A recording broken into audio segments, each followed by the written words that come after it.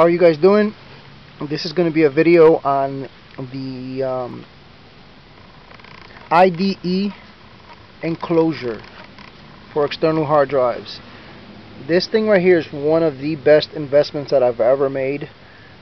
I've been able to go on grab any hard drive from any laptop, and basically you open this up.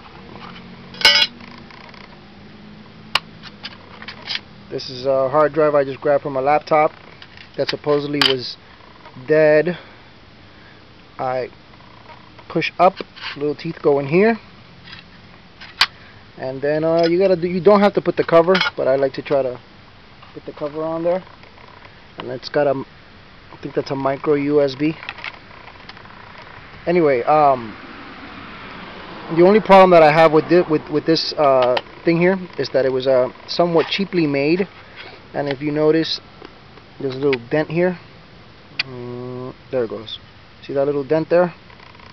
In here, there's a piece of, literally, it's just a piece of plastic that lays there, and what it does is when you plug in the hard drive to a laptop, it starts blinking, and that basically reflects the light. But the light's still there, it's just not as bright, I guess, without that plastic piece.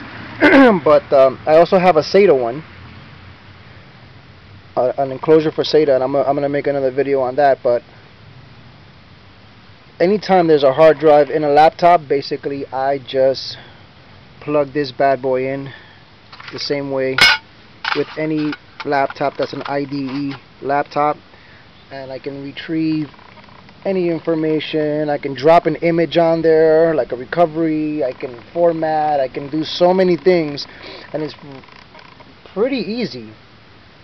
All the major stuff is pretty easy to work with on this. This is ridiculously simple. It's just like a thumb drive. You plug it into the USB, and in a few seconds it'll go ping or whatever, and boom, you are able to access any of the information on there.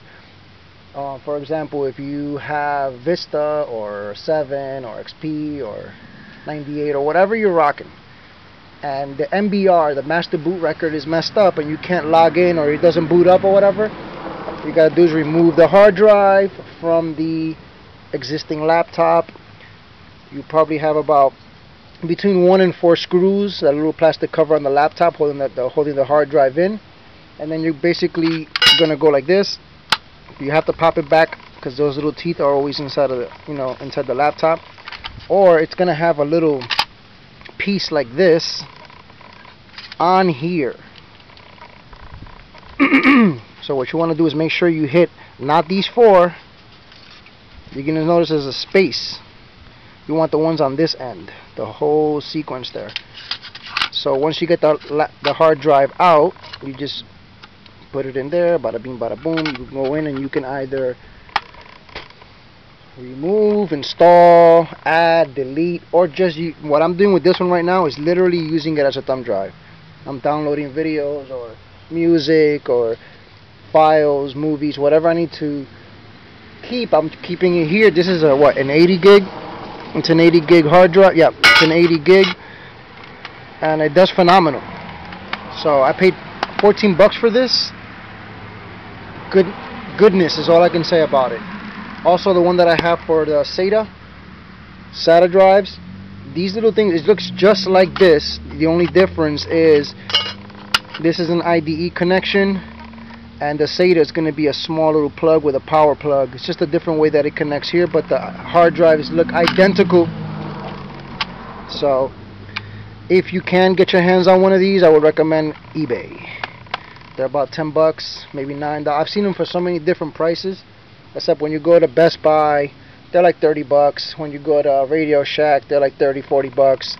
Go on eBay, $10.